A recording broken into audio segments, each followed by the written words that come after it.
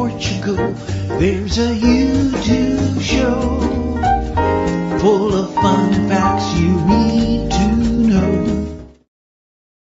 Hola, bon dia, alegria. Munson here with a Good Morning Portugal show. The live stream, the podcast, and of course the Portugal Club over at gmpvip.com. How are you doing? Boa semana, bon dia to you. And here's looking forward to a good week. Certainly looks like that in, central Portugal's been devastated, we need to say, by fires. But it looks like it's calmed down somewhat, that a lot of the fires are in resolution. If you go to fogos.pt, which I'll do now to take a look. When I looked early this morning and late last night, it looked like the firefighters have finally got things under control. That huge blaze, the Covilhã, Sobral de São Miguel, under control. The fires that broke out in Pedrógão Grande, Pequeno, also under control. And we'll find out for ourselves when we speak to Henry and Nina this morning at around 1:15, who came to Portugal fairly recently to be greeted by that. That must have been quite the shock to sit there one day enjoying the beauty of central Portugal, and then within probably a few hours see smoke in the distance and have that working its way closer towards them. But hopefully, fingers crossed, things better now, and their welcome to Portugal will have cooled down a little bit, and they can enjoy, hopefully, a San Martino summer. That's the summer that now lasts from here, August through September, and maybe into a bit of October, as a little bit of a compensation prize for them. But a great job from the firefighters who, with one of those big blazes, it started, on the 13th of August. That's pretty much, getting on for 2 weeks of a blaze that they were fighting with thousands of firefighters, hundreds of vehicles, and air support as well. So great job, not just to the Bombeiros, who still need to be looked after, of course. They're bloody knackered, aren't they? They're exhausted.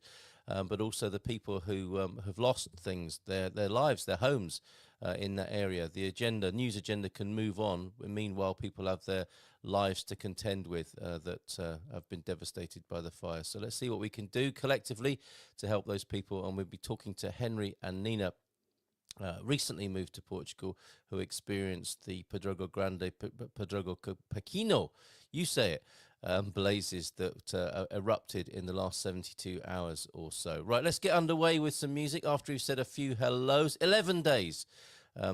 Yes, sorry, I was getting a bit hyperbolic there, but it's even so. 11 days of blazes, of a blaze is just unbelievable, isn't it? 13th to the 24th. Is 11 days. Yes, it was resolved yesterday, of course. 25th of August. It would have been my father's birthday today. He'd have been 92, I believe, today. But then again, my mathematics, clearly, Matty, aren't so great. Bom dia, alegria a todos e feliz segunda-feira. It was such good news to hear that everything was fine on your manor there, Matty, at Quinta Entre Águas. So glad to hear that. Fire near me is in resolution. Great news. And Jackie's here as well this morning. Bon dia, Gumpers. Let me switch the switch that allows you to see your comments as you put them onto the screen. That's taking a risk, isn't it? Anyone immature who wants to write poo-poo and see it appear immediately on the screen can do that. Come on, this show is run on trust. Don't do things like that. Okay, all right, let's play a bit of music. Guess who's coming? We've been featuring all these great bands. I mean, Jagger was in. Not a massive Rolling Stones fan, but nonetheless, epic, a monster of rock and roll. Jagger was in town recently, showing off pictures of himself around the place.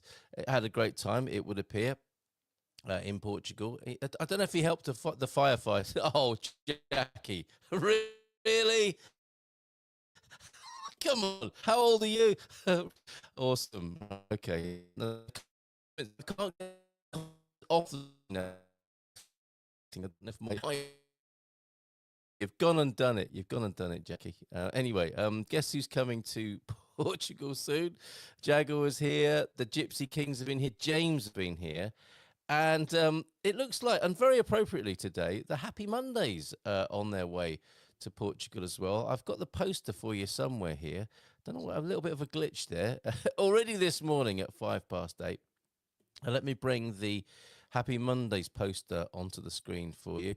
They'll be appearing at the Sagres Pequeno Let me just. I'll put it onto the screen, and then you can read as well. Thank you, Jackie. Let's get that off the screen. In my 50s, going on 12. Yeah, I know.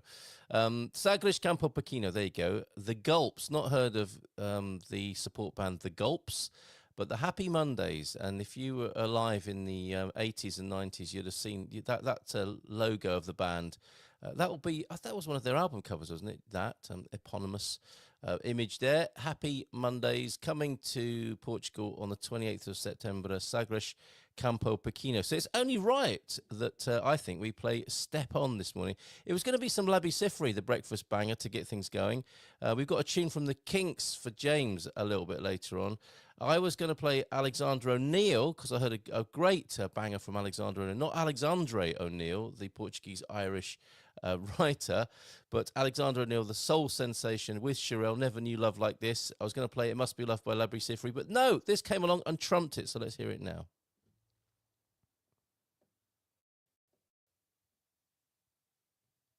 I'll need to turn the volume up, I think, or something. Oh, there we go. Woo!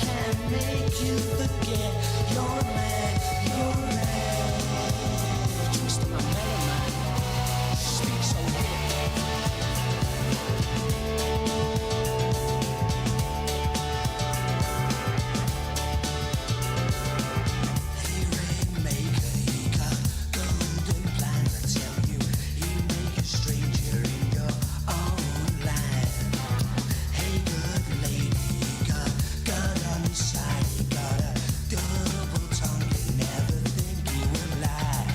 Oh, lie.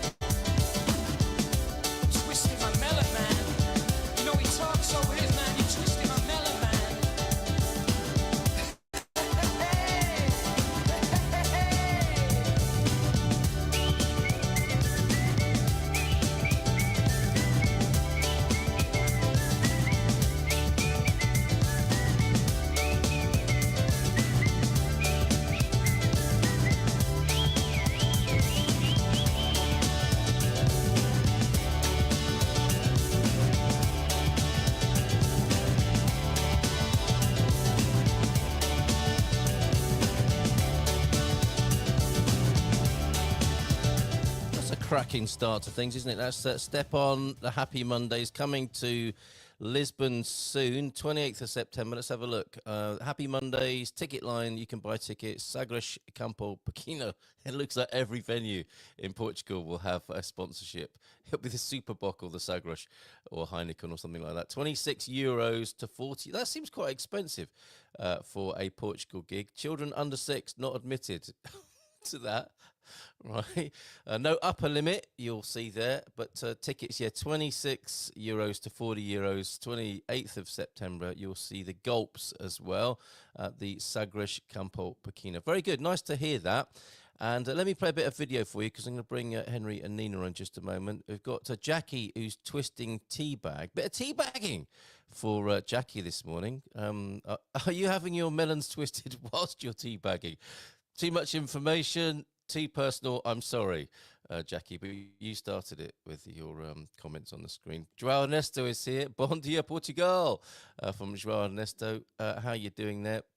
If I disappeared from the screen, let me just click that. Yeah, that's better, isn't it? I don't know if you could hear any of that last bit that I was saying.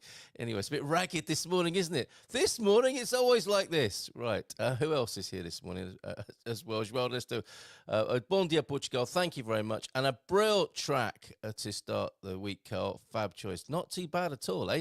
All right, and good luck with your teabag twisting there. I don't know why I keep coming on and off whilst I'm clicking on comments here. It's a little bit of the melons of the software are being twisted. Right, seriously, for a moment, this is what happened when Henry and Nina arrived in Portugal. Very nice situations, you know, the classic central Portugal scenario: sun, peace, and then a little bit of smoke appeared on the horizon. Let me just see. I can't see these tiny little videos here. Let me just click to see what this one does. Yeah, that's the scene suddenly at the bottom of the garden, kind of smoky. That's not what you want to see. You want to see blazing sun, don't you? Not that sort of thing. And that had come after this in the distance. Some people already done it. No, there's no houses there.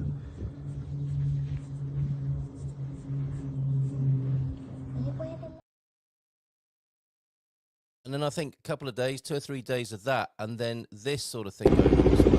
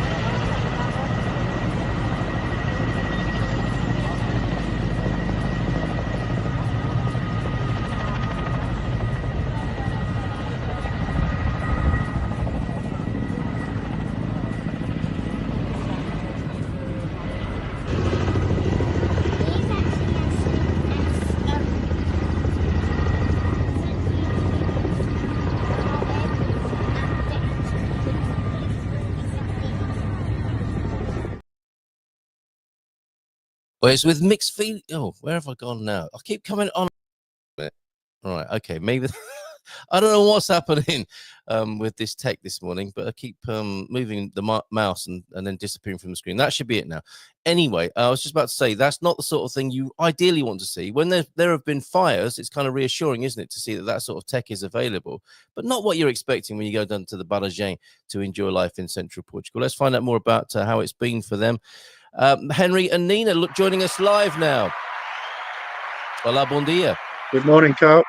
You too. Bom dia. Hi there. Bom dia. see you both. Sorry for a slightly rocky start on this show, but I think we got the gist of it there. The applause aren't obviously for that horrible situation that you've been facing there. The applause are parabéns, welcome to Portugal. But what a way to start your time here. How's it been for you? Oh, it's been great. You know, I guess it is part of life in Portugal, and we've True. been coming here for 5 years on and off, as you know. And we came to Pedrogo in 2020, so not long after what happened in 2017. So we were kind of fully aware of the danger of the area. Yes. So yeah, I mean, it's we're kind of taking it in our stride. It's part of life. We were as prepared as we can be, weren't we? Spoke to the neighbours and kind of followed their lead. So other than that, it's been great. Good, yeah, good on you. Yes. What did the neighbours say? I mean, they had a bit more experience with it, so you were following their lead. Yeah. What sort of things were they suggesting? Just to stay put, really, because they were saying lots of them have been here. There's not many people that live in our area still because people are not coming back yet. But the people that are have been here for a long time, and we're here in 2017 when things happened, and they just said stay where you are because people got trapped in their cars, and that's why there was lots of casualties in 2017. So you need to stay to dampen down the ash as it lands, because that's what can catch and start other little small fires that spread. So we just all got together to just dampen down our land, because we haven't really got enough hose, long enough hoses for our garden, and the lady behind us is not in the country at the moment, so there's lots of people that have got second homes, I think, here. Right. Yes. Yes. Not necessarily managing their garden, so it's not a huge piece of land that she's got, it's just a garden, but it's entirely overgrown, so we had to Backs onto our house. Yeah, so and those are the things that are causing the problems, they're saying, kind of locally, because I thought the fire was about 3 miles away, but I think it was closer than that. But we were getting ash almost in the first kind of 15-20 minutes of it going up. So being able to travel that far, and obviously being quite hot and flammable, so we were getting a lot of eucalyptus leaves, charred eucalyptus leaves, just landing in the garden. So I suppose if it's damp, it's not able to catch. So that's some things that you just probably wouldn't really think about. Right. Especially coming from the UK, because they can't even cope with leaves on the train line, can they? So fiery leaves landing in the garden. It's just kind of like it sounds like you're it sounds like you might be glad to be out of the UK. I don't know, just reading between the lines there. But and I think yeah, out of the frying pan into the fire, Henry, you messaged to me. That sounds about right with your journey so far. And you have had some good times in amongst that drama, haven't you? You sent beautiful pictures of the is it Fraga de São Simão, the lovely river beach not far from you? That's a beautiful place. Yeah, in the big gorge there. Very nice there. We've kind of sampled a lot of the river beaches that we didn't really get a chance to see when we were on holiday. So we've had obviously a chance to explore the area. Yeah, most of our holidays have been interspersed with seeing where we might want to settle. So it's been very much kind of go. Yeah, looking at houses. It's been really nice. So this is we've been here a month now. So yeah, it's been great. Wow, time flies. You've been here a month. Not having that's flown by. Yeah, just end of July we got here. But we've had wasps' nests, wild boar, near attacks. Wait, tell us about that. Bugs. Well, yeah, I might be being a bit dramatic. It wasn't an attack, but it came very close to us when we were sat in our garden. From the pitch black, it just kind of appeared with its snorting. So we I can sympathise with that, really, because people gave me a hard time about them. And I said, I came close to a tussle with a wild boar. I said, whatever, and I could hear it. I don't know how far away it was. And you've met my dogs. You met Jimmy, not his full name. You've met Jimmy and Peggy, and I was out walking in the valley with him at a different place that we lived at, and I could hear this commotion. It sounded like wild boar fighting, and I'm sure they were making their way closer to me. And Jimmy and I looked at each other, it's like run.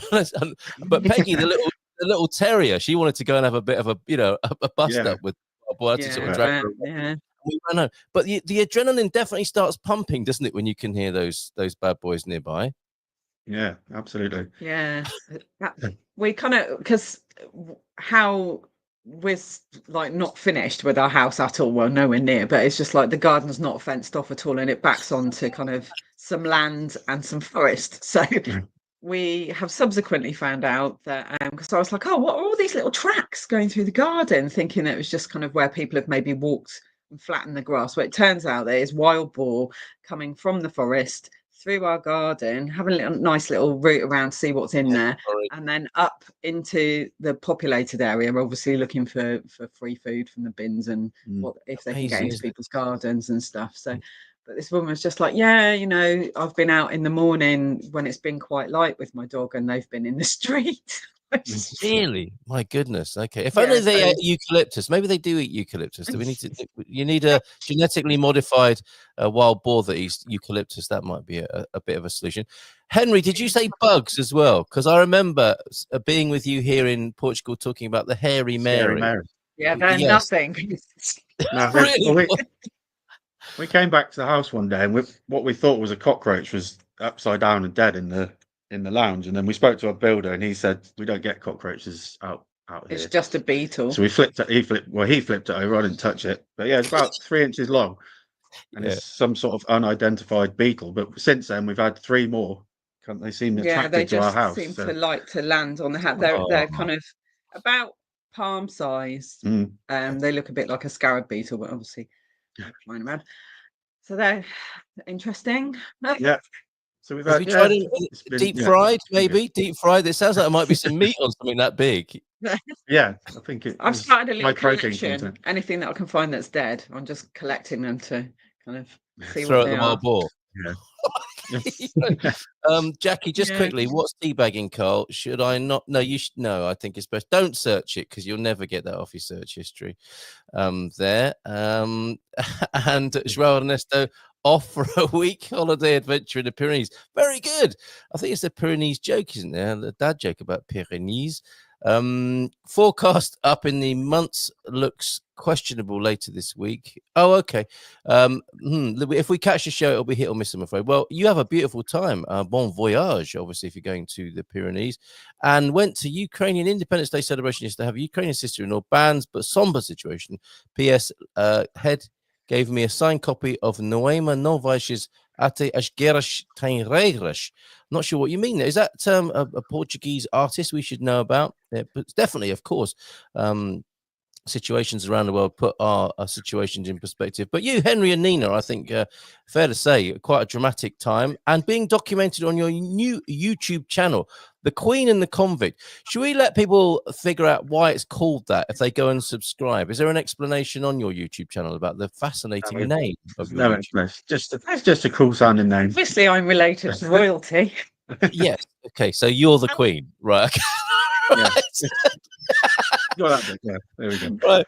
So looking forward then, what are the plans? What help do you need? What guidance, if any, do you need from the Gumper community? Because there's always the bits you don't figure on. There's lots to contend with, isn't there, when you make your new life in Portugal? Any surprises? It's been quite interesting. Yeah, it's been steep learning curve. Interesting, but it's part of our life. Is always, I said I'm probably going to change our name to the Chaos Adventures because that is our life. It's just quite chaotic. But yes, yeah. Well, it was quite sobering, really, to think that we've thrown ourselves into this life that we've wanted for so long. We still don't speak hardly anything of the language, and there's some big situations like this where you've got to kind of try and work out what you're supposed to be doing, whilst you've still got a language barrier as well. So that was kind of, I just thought, oh wow, that's quite a lot to cope with. But we've been fine with hand gestures and kind of using our phones. But if you don't, if fires take out, like they have been elsewhere in the country, taking out electricity, and you can't charge your phone and stuff like that, and you aren't speaking the language, and how do you cope? Because it is just something else. But I mean, we're really fortunate because there's fire break, because it's happened here before and it originated in 2017. True. There are fire breaks around Pedrogo. There's loads of things in place. I've never seen so many fire trucks and people we live next to the water treatment plant. It's just behind our house. So that's all the bomberos were coming up to refill, all the ones that couldn't connect to refill their water tanks. So we saw the pretty front row seat here, didn't we? Yeah, but I mean, it does make you think. We've got some people that we have connected with who, where the fire actually was, they've completely lost their home. They lived there with their children. They went out for the day and they came back to nothing. And I just think, oh my, it is really just Yeah, that's so unimaginable, tragic isn't for it? people. Mhm. And Yeah, then the yeah. businesses that people have and the land that's been taken away, and you know how many decades that's going to take to restore. Mm. There's so many different layers, isn't there, of kind of what impact this has to a Yeah, country. right. It's Yeah, for unbelievable. sure. Yes. Um, and And the there's news still fires agenda moves going on. on. I keep saying this. The news agenda moves on. Oh yeah, Meanwhile, people are left, aren't they, with this Mm. level of devastation? Because yeah, although you're right, Adrian, in a sense, and it puts our problems in perspective, Yeah. and we can keep sort of doing that, can't we? Say, well, there are people worse off. But if your house has been destroyed by the fires, and everyone else seems to be moving on, and you're left out there in the middle of nowhere in the countryside, that must be a pretty awful feeling. And I think that's probably Mm. happening to quite a few people now, isn't it? And mm, and what makes that worse, I think, is that we've been here before, haven't we? It's not like oh, this is a surprise. This is mm, obviously it's a shock, but it's in a way it's terrible to have this repetition of Mm. we thought we'd moved on from this. We thought it couldn't be this bad for people, and clearly this is definitely the worst since 2017. And I saw in a very interesting Facebook post about that this idea of the casualties are quite low. I'm not sure how much loss of life there's been. I think a few people have been killed in this last couple of weeks, and that's being sort of pitched as like, oh, it's not as bad as it was, but that doesn't take into account the devastation of people's No. lived lives, doesn't it, and their no. homes and their Actually, the stress of that. How do they know that that is just the loss of life and the impact of that is just, you know, from Direct. people that have Mm. actually directly died in a fire? There's yes, also the stress implications of losing your house and the ongoing things from that impact and kind of grow over the years as well. So I just think that yeah, it Mm. goes far beyond just What the we immediacy of what we have yeah, found the though is action. that other people, like the neighbours and the community, obviously really come together. yeah. So obviously we were being advised by our neighbours what to do, but they also bought us round a Numerous bag of passion vegetables. fruit, bag of tomatoes, and a huge watermelon, just in case we didn't As have is any traditional. food, we couldn't get to the Yes, shop. Yeah, so and yeah, that's not the first time they Yeah. bought stuff around, but they especially that day. yes, And we've seen in all the Telegram groups people talking about people that have lost their homes and coming together and helping them. So Mm. yeah, community obviously yeah, shines through with stuff like this, doesn't it? Yeah, because I mean, we've experienced people in the UK that they've lost their businesses over the past year or so, some to fire, some to other things, and people just don't pull together the way that they do here in our No. that's interesting. experience. Yeah, yeah. Um, so yeah, Well, I'm it's hoping very that that spirit can be galvanized for country folk, rural folk. I mean, that to me, that's in many ways the greatest thing about this country is that sense of community in the countryside, and it's a very Mm. precious thing. And it's a shame that it takes a tragedy for that to be evident. When in this great asset of Portugal, of central Portugal, and the convivio, this whole thing about what I was attracted to, I think, when I first came to Portugal, is an absolute treasure. And I think what we can learn from these last few years is it can't be left to the government alone. The government might assist and facilitate and collaborate, but people need to do this for themselves now. That's a clear message. I would have thought. mm, And Mm. there, I did see a community that had bought their own fire truck. We can keep banging on and asking the government to help, but it feels like those days are sort of diminishing, doesn't it, or dissolving. That sort of mm, that part of the social contract is diminishing all over the world. We could possibly build on that incredible central Portugal conviviality and Mm. community and how people mm, look after each other, and really I don't know, highlight, showcase that treasure that's there that you were attracted to, presumably. mm. Absolutely, yeah. And the, Yeah. the Bombardos were obviously great, and they kind of the crossover between that because it's mainly volunteers around here, Yeah, but obviously it's centrally run as well. There's that kind of crossover between those two things within yeah. that, I think, isn't there? And we took some water down yesterday, and then I recognised there was a lady in there that took the water, and I recognised her from one of the shops. So she works in one of the shops locally. So it's just quite quite nice seeing all those faces we recognise, but they're all actually, you know, they come together and help out when they're needed. I think Yeah. you're right in the sense of with the way that governments have gone over the decades.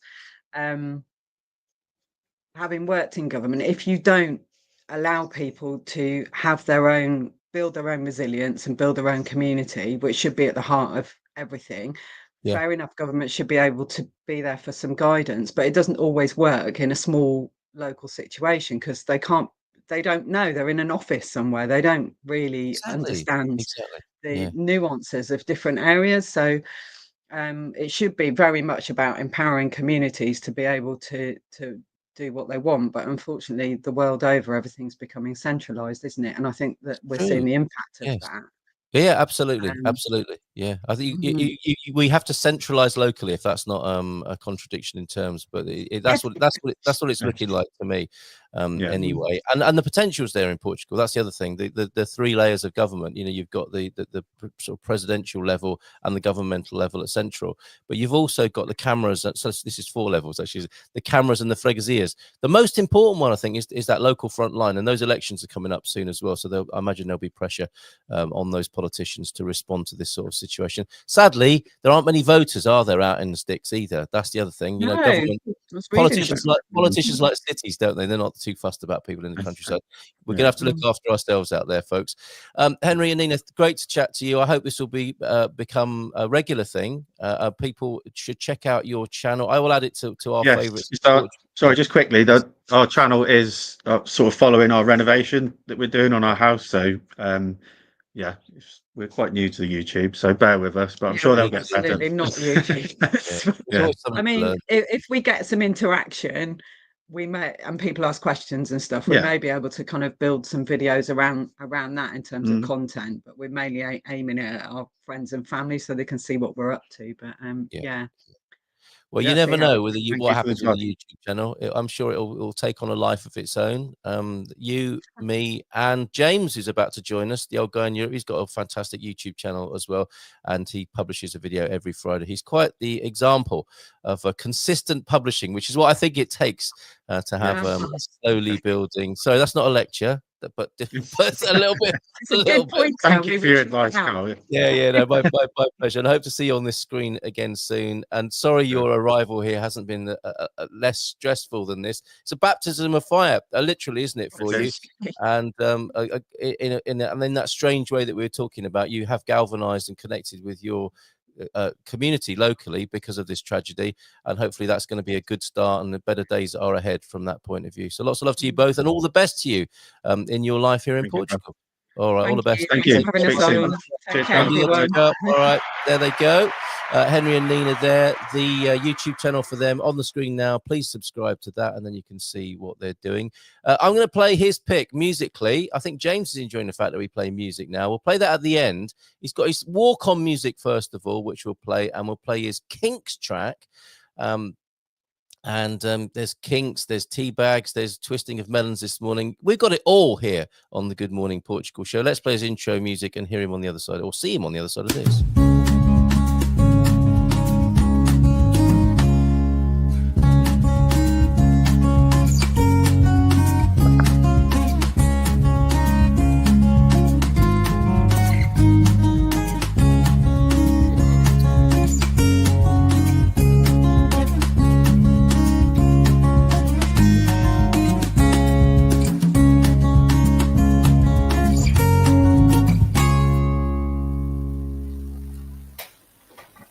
Bon dia! It's the old guy in Europe. Now, even if the world is going crazy, that's a very reassuring picking of the guitar there, isn't it? Which I find very centering and relaxing, James. How are you? Muito bem, obrigado. Muito bem! Excelente, excelente. E tu? Como estás? Muito bem, também. Muito obrigado, muito obrigado. Bom dia, boa semana. Oh, igualmente. Igualmente, igual. Is that not what I said? Igualmente. Muito obrigado. Yes, so as I said, you are the old guy in Europe on YouTube. You've very thoughtfully included that in your title there. Please subscribe. The videos are coming out every week. You covered the Espinho market, the legendary. Is it true that NASA can see it from space and use it as a navigation aid? Well, I can see it on the satellite map, so I guess it could be seen from space. How about that? How about that?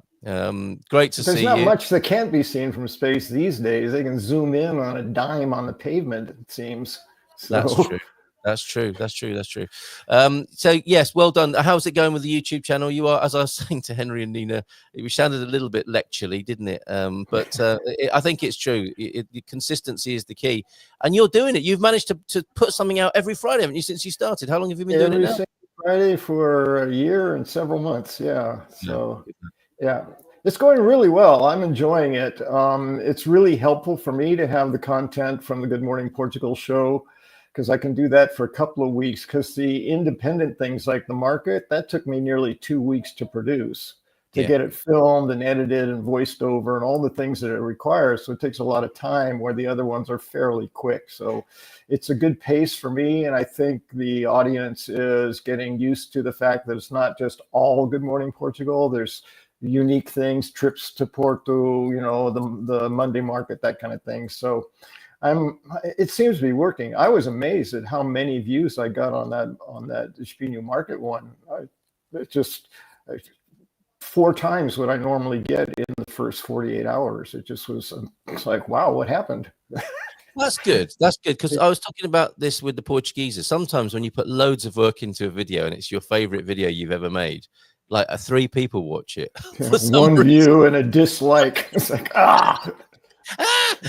But that's great news. Why do you think that is? Is it because it is such a landmark and people want to? Well, I guess, but you know, it's so many people say, well, it's all in the title, or it's all in the thumbnail, you know, that you use that catches people's attention. But I thought, okay, well, when I like, my number one most viewed video was my 5th episode, which was titled "My First Day in Portugal," and that's had 5,000, 8,000 views. Cool. It's just that one. So that's probably that's about at least half or over half of all the views of the 63 episodes I produced. So I thought, okay, well, my first day in Portugal, what is that? Okay, well, it's about being in Portugal. It's about arriving in Portugal. So maybe that's what got the draw on that. But then I've tried my first walk in Ericeira, my first this, and naming places, and they don't draw the same kind of numbers. So I just don't know. I don't really, fortunately, I'm not trying to make money on it. I'm not making money on it. I just do it because I enjoy doing it, and I want to share what I've got available for folks. And that's working fine for me. That is the best. I wouldn't mind seeing more. I'm sorry, go ahead. No, I think it's the best fallback position. It's like, well, I don't want to make any money from it anyway. It's just for the love of it. That's always a good back position, I think, on that. Yeah, and it's not a sour grapes. It's not a sour grapes attitude. You know, it's like, that was never my intention. My intention was to provide value to people who watched. Right. And that value could come from just enjoying it, you know, from pleasure, from humor, from information, from education, whatever it is. It's a value to the viewer. That's my interest. Yes, indeed. And the original message from our conversations, I think, shines through from time to time. You're known as the, well, this is Mindful Monday, isn't it? We might return to that and see if you've got any reflections just recently, because things have changed a lot, I think, since we first started talking to each other. And a lot of those conversations are showcased. They're always a great surprise and a great pleasure for me to look at our old chats that we used to have. Anything come to mind in the last few weeks, months, year or so since you've been making the YouTubes about migrating mindfully to Portugal? Key messages, anything else, anything recently that's occurred to you in these somewhat turbulent times? Well, the first thing that popped into mind, and I don't know that it's the most important thing, but was the language acquisition, learning the language. I've gotten excited. I've run the complete range between really excited and feeling like I'm learning a lot to just wanting to give up, to shoot somebody and say, never mind, I don't care about my residency. I can't get this language, you know, whatever. So there's, and I think that is probably a relatively good model for virtually every experience as a new person in the country. You go from being incredibly thrilled and overjoyed to really frustrated and disappointed. for me, the positives far, far outweigh the negatives. I mean, 95% of the time I'm here, I wake up really happy to wake up in Portugal, Yes. being here. So when it comes to measuring that, it's easy for us to complain. It's something that we tend to do. So someone says, how's it going? We'll spend in 10 minutes, we'll spend 8 minutes talking about the thing we're really frustrated with, and 2 minutes maybe about the thing that we are really appreciating, when the actual percentages are the complete opposite. It's 80 or 90% of joy and another 5 or 10% maybe of dissatisfaction. Yeah. So I would say, especially for people who are settling into, they've been here for a while and now they may have reached a point where they're going, is this really working for me or is it not? Just give it time, settle in. It takes time. Just like the language, it's a little, one step at a time, a little piece added, another little piece added to the overall experience. So it requires patience, and that requires a certain amount of commitment to just stick with it. And that's almost sounding like, oh, there's a whole lot of horrible things you have to deal with to stick with it. It's not. It's easy. It's just if you don't focus on the frustrating things, which can be really important, like residency renewal and, visa applications and those kinds of things are important. And, especially when Portuguese law says you have to do it by, and there's nothing in the entire country that's done in that amount of time. Yes, well said. Yeah. As a foreigner, you're anxious because it's like, oh my God, I'll be illegal, and then what'll happen? And the Portuguese are, don't worry about it. They'll change the law or they'll get it done, and they're not going to hold you responsible. But it's hard to embrace that when that's not your experience from where you came from. It's really hard to exactly. Well said. And the word that sums it all up is calma, isn't it? It's come up just recently. Antonio F said it to me because he's sending me these incredible lists of musicians to add to. Let me just share this. There's a couple of reasons why I want to share this screen. You'll see at the Portugal Club here in the middle, Antonio F's Guide to Portuguese Music. He sent me about 200 links. So I'm apologizing to him, saying, Antonio, please, I can't keep up with this, basically, is the subtext of me saying, oh, I'm doing my best. And he said, as we say, calma. He's not bothered. He just wants to share them with me, and he's happy for me to do it in my own time. It's a very Portuguese thing. And the other day as well, I'll just take this off the screen. Before I do, to the top left there, to Henry and Nina, and to you, James, the European 30-day Portuguese challenge for beginners. If you do need a little bit of help learning the language, I thoroughly recommend that. I've got a lot of benefit from it myself. And also the frustration you talk about. It is one step forward, one and a half steps over to the diagonal left, and then back over to the middle, then 2 steps back, and then 3 steps forward when you have a fantastic full Portuguese conversation in a cafe. It's all over the place, but you do need a little bit of support and help. And it's true what James says, it goes all over the place. But anyway, calma. I was me and Mrs. M having a little cup of coffee, I think on Friday morning, and one of the shopkeepers, I heard her shout out, "Calm!" It's like it wasn't. Did she say it in a calm way? I can't remember now, but she said calma to a guy who was hooting her, and I thought she is so great and ballsy. In UK, if someone's behind you hooting you to move your car, you're kind of like doing the apologetic shuffle, and you speed up your step, like when someone holds a door open for you, or you're showing crossing them a finger. Yeah. Well, it does. It can get to that, but the first position in the UK is if someone stops for you, like a pedestrian crossing, you hasten your step as a way of, you wave to them and sort of give them a thank you gesture, and then you speed up a bit in a British way to say, "Oh, thank you very much. I'll get out of your way now. I'm so sorry to exist." And then if sorry, you're blocking, is it? Sorry. And if you're blocking them, it's the same thing. You sort of wave to them as you get back in your car. "Oh, sorry, really sorry. I'm going now. I'm going now." And this guy hooted this lovely shopkeeper who we've known since we've been here, and she, instead of moving, she just looked at him and went, "Calma," like this. I was thinking, relax. Yeah, relax. You can't go anywhere. So I think that is so true in this culture. But as you say, James, if you're a foreigner and you're seeing these like terrifying deadlines of something official that you should have done, and you're thinking your life in this country depends upon it, you're not calm about that, are you? But they are. Right. Well, and you can be consciously aware that you should be calm, but you still carry the anxiety internally Yes. unless you really focus on settling down and trusting what people are Yes. telling you. And that's the other thing. It's hard to trust because it's a brand new culture, a brand new country. You don't know whether, the police or IMA or someone's going to come knocking at your door any minute, or whether you could just be here forever and no one would care. You just don't know. And that's Yeah. the thing. I think it's not knowing that is a primary source of that anxiety. So obviously getting feedback, getting information, hiring services that you can trust, or that people you trust refer you to, can all be helpful ways of dealing with that. Yeah. But for me, that's the overall thing about being in a new place. It's not culture shock, it's culture adaptation. It's a slow, gradual process, and so being patient is important. And I tend to be fairly calm. I tend to be fairly patient. So, there's so much about the Portuguese culture that works for me that I've never once in my 3+ years here thought, maybe this isn't for me, ever. Not even close. It's always been, oh, well, that's difficult. Okay, what do I do about it? I've always thought that you're going to make it work for you. You'll find a way to do that. You've decided, and I think that's a really healthy thing. It's like, well, this is it. This is my life now.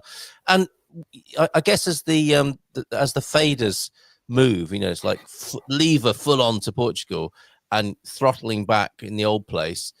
That as the memory fades of why you moved away, that you can get the reverse romance going on, can't you? And there's two things I want to say about the because you've made nostalgia. Exactly. And we haven't had this conversation before. The conversation we have had is about the honeymoon period of moving to Portugal, and that's well documented. And people, well, in the 8 stages of relationship, we did that. Absolutely. We worked all the way through from start to end. Yes, we did, didn't we? Infatuation, the first tiff. Yes. Like, I'm out of here. All of that, all of those stages. Commitment, But consideration, all those things.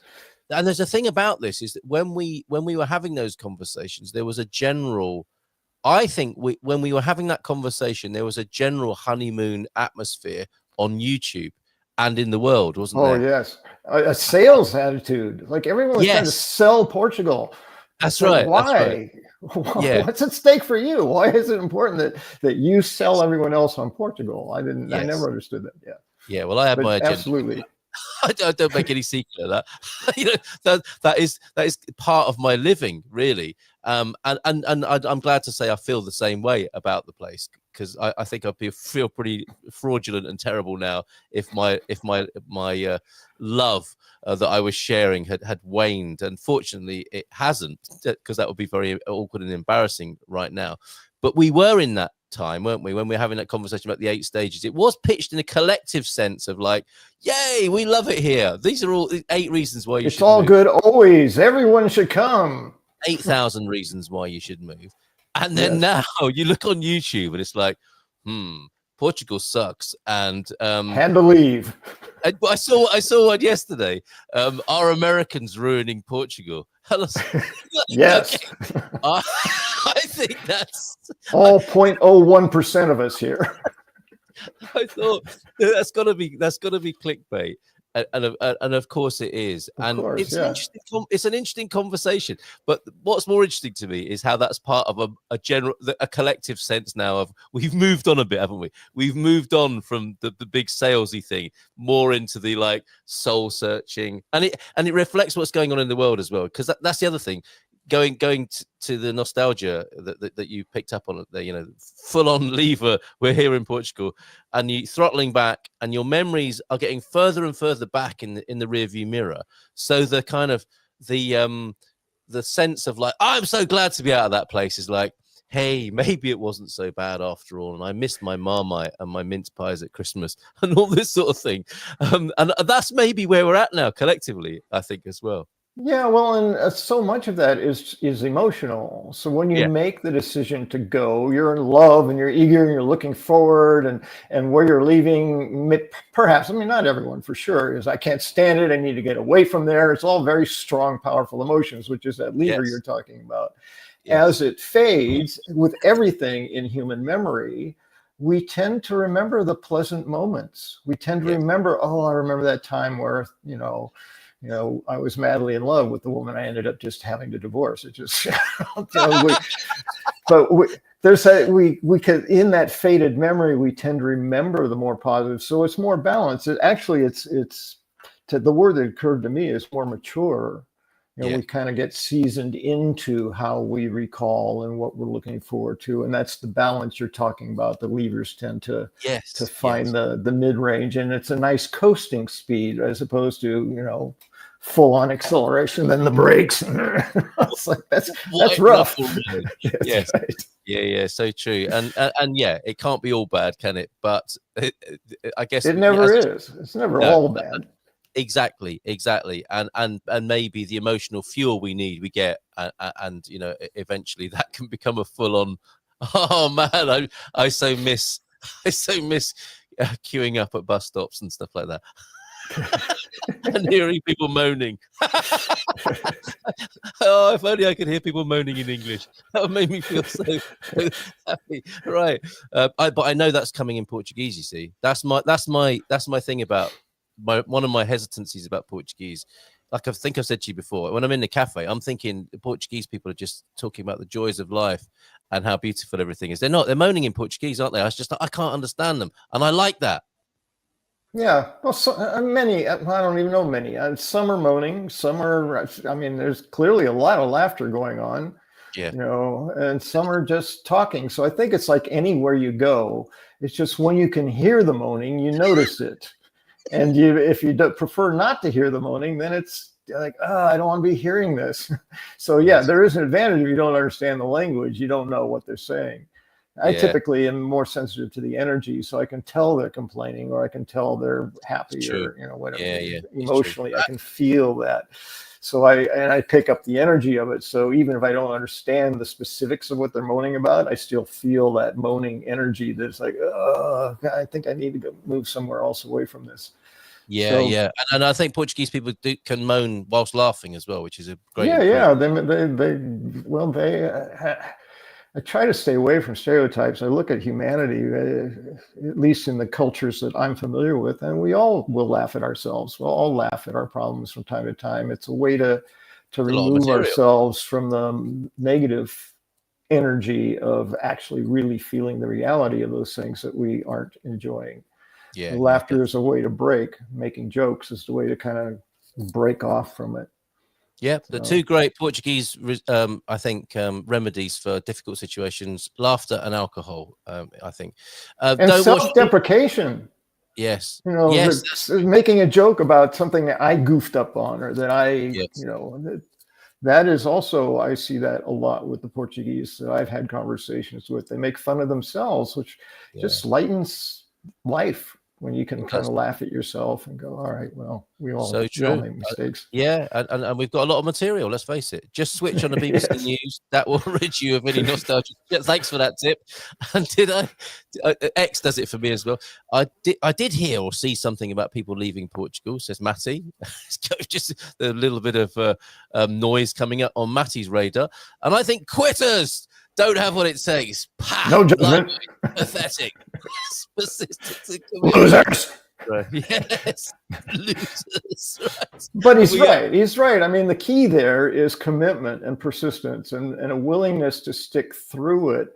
Again, this is why I love the analogy of a romantic relationship. It goes across perfectly. We reach points in our very loving relationships where we're just really having a hard time understanding why we continue to be with that person. And if we quit there and we just left, then we wouldn't get into the times where we get that really deep appreciation for what we've built together and grown through and gone through together.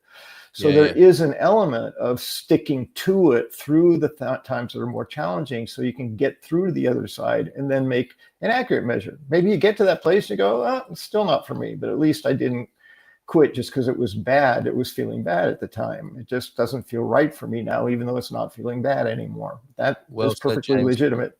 Yeah. So persistence and commitment, I think, is what you're talking about there. This is interesting, Sarah. No nostalgia, truly. Recently, one family friend was detained by immigration. Another was on his way home and got hit by a car. Awful, yes. I'm sure that would help you not to have any fond memories and be glad to be out of the place. Right, we have to talk about your Portuguese bird. That was clickbait. The old guy and his Portuguese bird. And What we're do we do not about talking about that hand signal. No, okay. We can do that as you leave maybe today. We have a Portuguese bird of the month. I love this. I really do. I think it's great. There's a few Twitchers in our community, or are they called ornithologists as well? Birders, I think you call them in the United States. Yes. And this month, look at this. We What have a bird! it's the heron. It is the full-grown adult heron there. He is, and it's the Garça Real this month. The isn't royal heron, no less. it? Royal heron. I always thought he had a bit of blue blood, and whether it's the Spanish or British or Argentinian blood, I'm not sure about. But shout out to you, Michael Heron, and of course that is a clue to the bird of the month. There it is, the real thing. I've always loved herons. Having a little bit of Eastern kind of heritage, this is an auspicious bird. Whenever I see one majestically flying into the sky, I think something good's going to happen, like a power animal. Why did you choose this one this month, James? Well, I will say this is the juvenile, so it's not colored quite as there's the adult. Yeah. Yes. There you So go. that's what we're probably more likely going to see. Yes. As I said before, the birds that I'm choosing to share are the ones that I've actually seen since I've been Yep. in Portugal. This one looks a lot like what we call a great blue heron in the US. I don't know if it is the same bird or a related bird. They're both herons. They're both large. They're both gray blue, similar coloring. But yeah, you're right about the majesticness of the bird. When you see them fly, as in this picture, you would never know that their neck is probably, I don't know, 40 centimeters long. I mean, Yeah. it's a long neck, That's but a when they big neck. fly and when they just are standing still, they pull it in. Obviously, we would do that if our necks were that long. I'd show it off. But yeah, after a while, it would be tiring, wouldn't it? Yeah. But it's by design. They do a lot of essentially spear fishing. They get into shallow waters, and it's amazing to watch how precise they are. They rarely miss. They just stand there and look at the water. Yeah. And they come up with Bang! a little fish in their beak. Right, And they that's do the right. same thing with insects when they're in marshlands or grassy areas. They'll eat insects as well. So, but yeah, it's the size, the fact that they can get up. It's watching them take off is kind of fun because you can see there's a lot of work and energy getting off the ground, fighting the gravity. But once they're up and they're flying, it's pretty beautiful. Not unlike the stork here, because in my native UK, the heron was one of the biggest birds you'd see in the sky flying in that majestic way. But then when you come here and you see pterodactyls, as in storks flying about the place, they're awesome. Merlin Bird app is great for identifying different bird sounds. That's Thanks the one for I that. use. Yeah, then you can look for them. So far, I've identified a Eurasian nightjar. How fabulous. Couldn't see it. It was 4 a.m. And Queen and Convict re-leaving Portugal. It's expectations, maybe. Carl made a good point recently about being yourself wherever you go. Absolutely.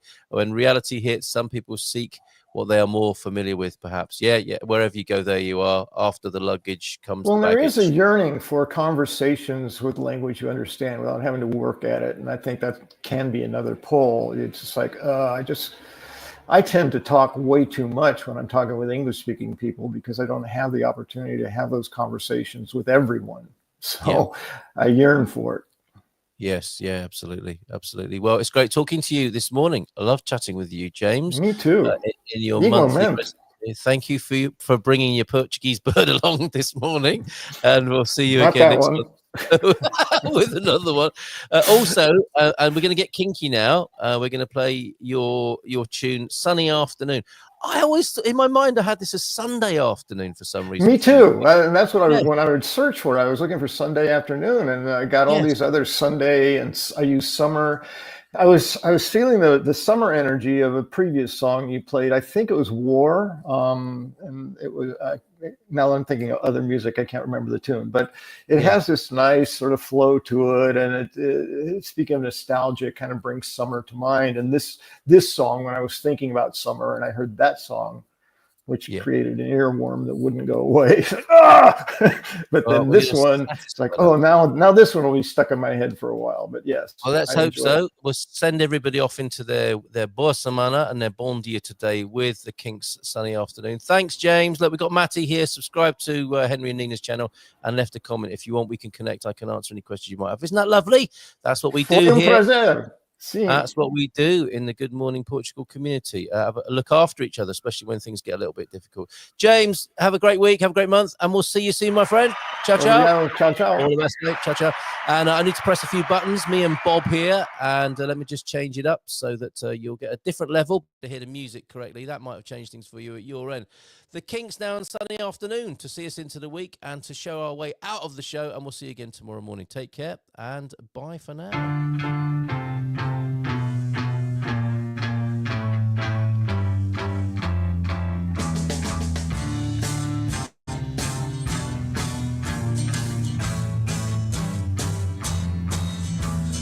Taxman's taken all my dough and left me in my stately home, blazing on a sunny afternoon. And I can't sail my yacht, he's taken everything I got.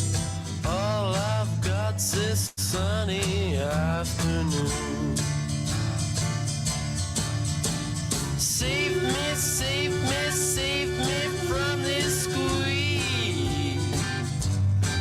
I got a big fat mama trying to break me, and I love to live so pleasantly. Live this life of luxury, lazing on a sunny afternoon. Summertime, in the summertime, in the summertime. My girlfriend's run up with my car and gone back to her ma and pa, telling tales of drunkenness and cruelty. Now I'm sitting here, sipping at ice cool beer, blazing on a sunny afternoon. Help me, help me, help me sail away. Well, give me 2 good reasons why I ought to stay. 'Cause I love to live so pleasantly. Live this life of luxury, lazing on a sunny afternoon. In the summertime, in the summertime, in the summertime. Ah, save me, save me, save me from this squeeze. I got a big fat mama trying to break me, and I love to live so pleasantly. Live this life of luxury, lazing on a sunny afternoon. In the summertime, in the summertime, in the summertime, in the summertime, in the summertime.